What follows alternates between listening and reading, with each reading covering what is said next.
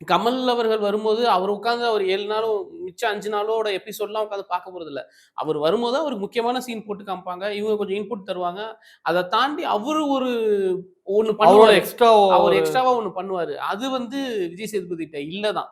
அவர் ஸ்கிரிப்ட்ல என்ன சொல்றாங்களோ, அத அப்படியே கேட்டு பண்ற மாரி தான் இருக்காரு.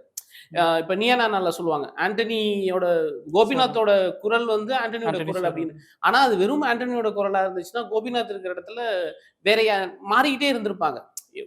பின்னாடி இருக்கிற குரல் தான் முன்னாடி ஒலிக்குதுன்னா, மாறிக்கிட்டே இருந்திருப்பாங்க. அதுல அவர் கோபிநாத்தும் ஏதோ ஒண்ணு புது எக்ஸ்ட்ராவா பண்றது இம்ப்ரூவைசேஷன்.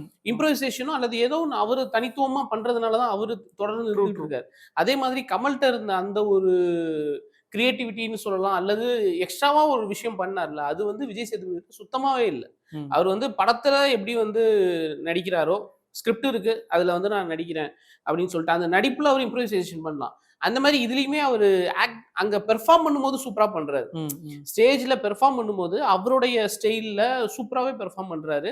ஆனா, அது பேசுற விஷயங்கள்லாம் சொல்லி சொல்லி பேசுற மாரி தான் இருக்கு. ப்ராம்ப்டிங்ல பேசுற மாரி தான் இருக்கு.